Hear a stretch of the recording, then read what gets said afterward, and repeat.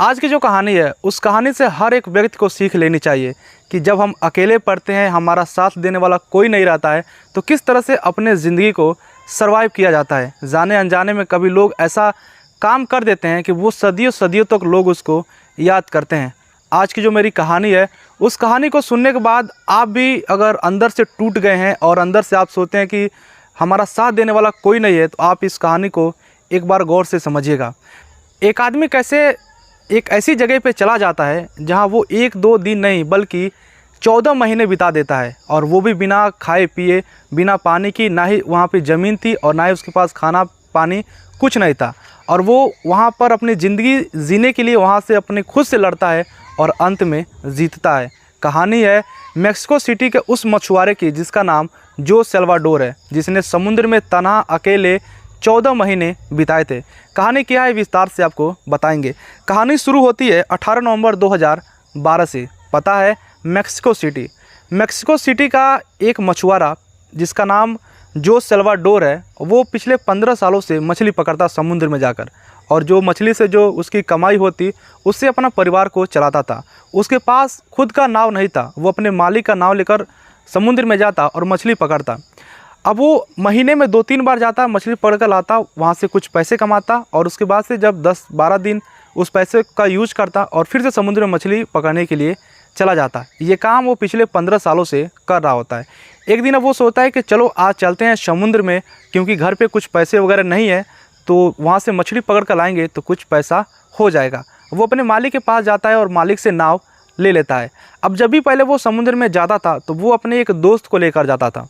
तो उसका जो दोस्त है, जब वो पूछता है कि चलो चलते हैं समुद्र में मछली मारने के लिए, तो उसका जो दोस्त है वो कहता है कि मैं नहीं जा पाऊँगा, अगले बार हम साथ में चलेंगे, कुछ दिन रुक जाओ। लेकिन जो जोश है उसको पैसे की ज़रूरत थी, तो वो कहता है ठीक है मैं अकेले ही चला जाता हूँ। उसके बाद से वो एक 20 साल का लड़का जिसका नाम कोबोडा है, जो अभी अभी मछली मारना सीख रहा था, उसको लेता है साथ में और उससे कुछ पैसे की बात करता है कि तुम मेरे साथ चलो, मैं तुमको इतना पैसा दूंगा, और वो तैयार हो जाता है।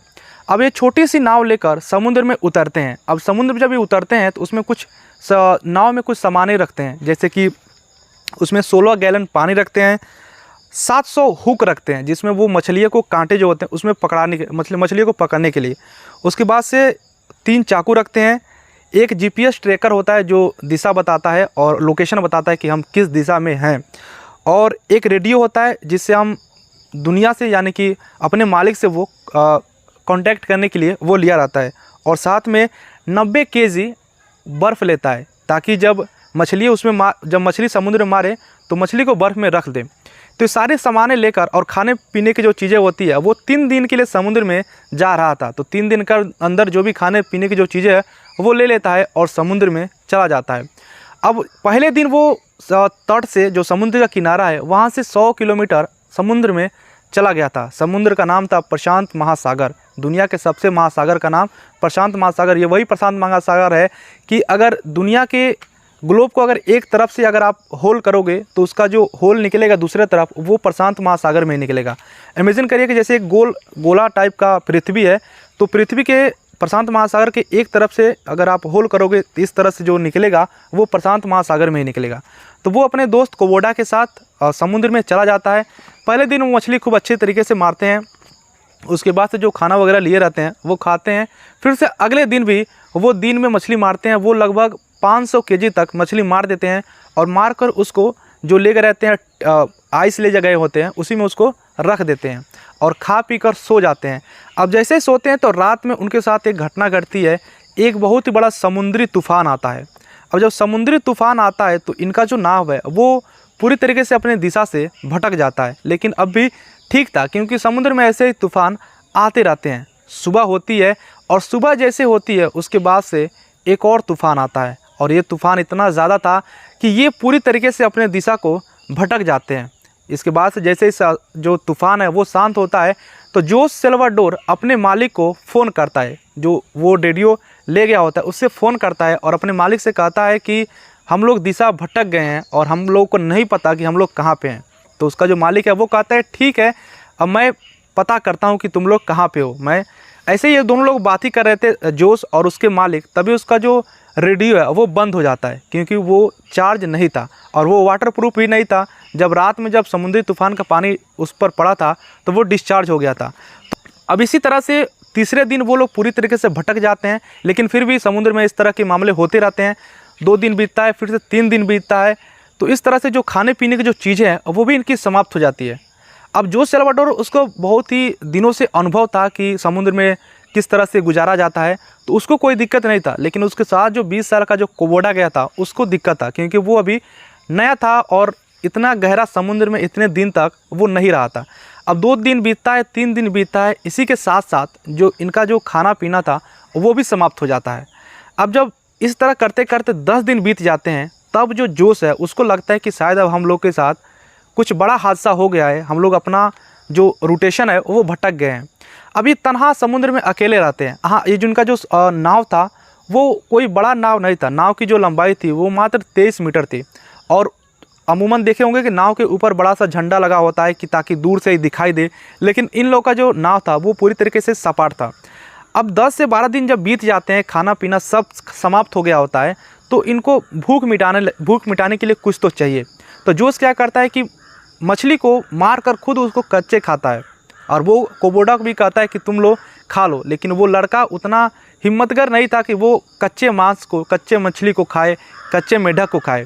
और उसके बाद से फिर भी वो किसी तरह से उसको समझाता है कि खा लो, पहुँच जाएंगे बहुत ही जल्द, उसको दिलासा दिलाता है। लेकिन उसका जो साथी है वो दिलासा, उसको ऐसा लगता है कि अब हम लोग ख़त्म हो चुके हैं। वो कुछ दिन बीतता है तो समुद्र का पानी पीने की सोचते हैं, लेकिन वो गले के अंदर नहीं जाता है। इस तरह करते करते 20 से 25 दिन बीत जाता है। अब पानी की बहुत ही ज़्यादा उन लोगों को दिक्कत होने लगती है। अब इसके बाद से जो जोश है वो अपने साथी से कहता है कि ऐसा करते हैं कि हम लोग अपना यूरिन, जो पेशाब होता है, उसको पीते हैं। तो वो जीने के लिए अपने पेशाब को भी पीते हैं। लेकिन जो कोबोडा है वो, उसको ये सब नहीं ठीक लग रहा था। उसको एक कच्चा मांस, कच्चा मेढक खाना उसको अच्छा नहीं लग रहा था। इस तरह करते करते, लेकिन ये जोश उसको दिलासा दिलाता कि हम लोग पहुंच जाएंगे, ये ख़राब घड़ी है, पहुंच जाएंगे। लेकिन वो कोबोडा, उसको पूरी तरीके से वो अपना हिम्मत हार जाता है, और 30 दिन के बाद वो उसकी मौत हो जाती है। एक रोज़ जैसे ही जोश उठता है तो देखता है कि उसकी मौत हो गई है। लेकिन फिर भी ये कई दिनों तक उससे लगातार कंटिन्यू बात करता है, क्योंकि समुद्र में वो जोश खुद 30 दिनों से था, और वो जब 2-3 दिन उससे बात करता है तब इसको एहसास होता है कि इसकी मौत हो गई है। उसके बाद से ये उसके शरीर को उठाता है और बाहर फेंक देता है। जब बाहर फेंक देता है उसके बाद से ये खूब रोता है। लेकिन अभी बीच बीच में जो है वो तूफ़ान आते रहती है। अब भी इनके पास मछली थी, जो पहले से 500 केजी का मछली रखे थे। अब ये सोचता है कि समुद्र में अगर भारी चीज़ नाव रहेगा तो वो जल्दी डूब जाएगा। तो अब क्या करता है कि जो मछली है उसको बीगने की कोशिश करता है। लेकिन वहाँ पर भी एक डर था कि अगर बीच समुद्र में अगर आप मछली को फेंकोगे तो जो शार्क मछली है वो आ सकती है, और जब शार्क मछली आ जाएगी तो ज़िंदगी ऐसे ही ख़त्म है। लेकिन फिर भी वो पहले मछलियों को बीग देता है, उसके बाद से जो उसका आइस होता है वो सब बीग देता है। अब दोस्तों इसी तरह करते करते सब कुछ इसके पास समाप्त हो गया होता। पानी की इसका इतना ज़्यादा हो जाता है कि ये एकदम पूरी तरीके से बेहोश हो जाता है।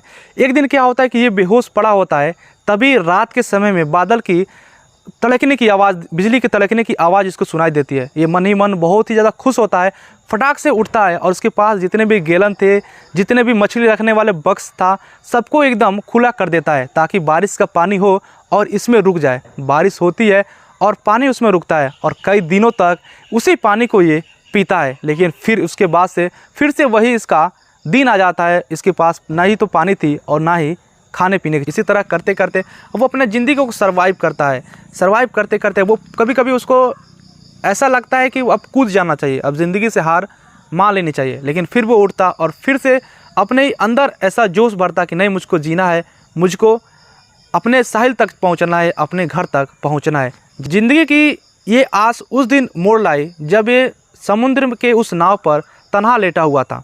जैसे ही लेटा हुआ था तभी उसको आसमान में पक्षियों की चहचहाने की आवाज़ आई। ये अचानक से उठता है और देखता है तो बहुत ही ज़्यादा खुश होता है, क्योंकि पक्षियाँ बीच समुद्र में नहीं रहती हैं, जहाँ ये वहीं पर रहती है जहाँ कहीं किनारा रहता है। अब वो जब देखता है तो उससे कुछ ही दूरी पर एक टापू दिखाई देता है। ये अपने नाव को उस तरफ मोड़ देता है।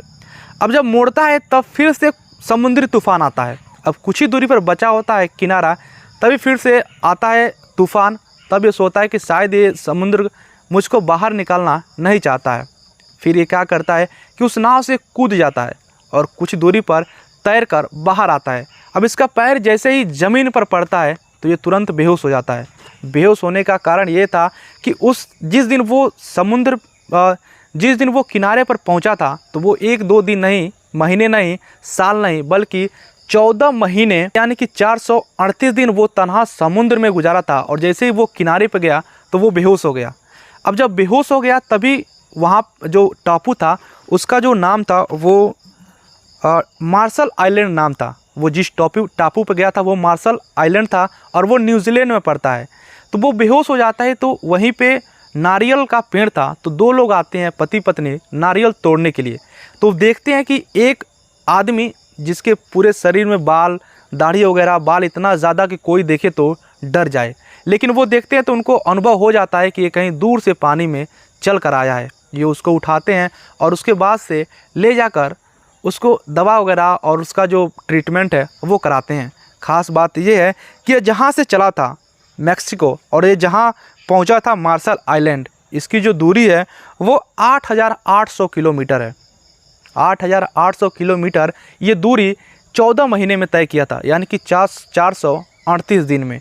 और उसके बाद से जब इसका ट्रीटमेंट हुआ तो ये न्यूजीलैंड देश में था। उसके बाद से पूरी सम्मान के साथ इसको मैक्सिको भेजा गया।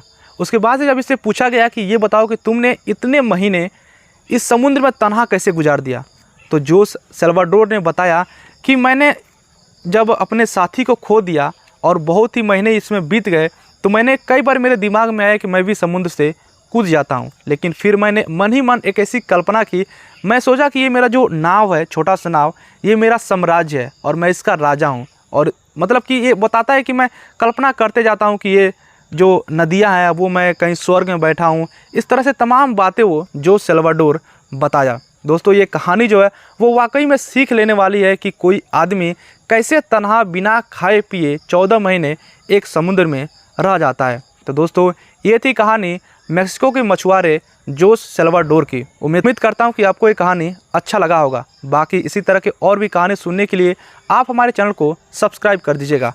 धन्यवाद।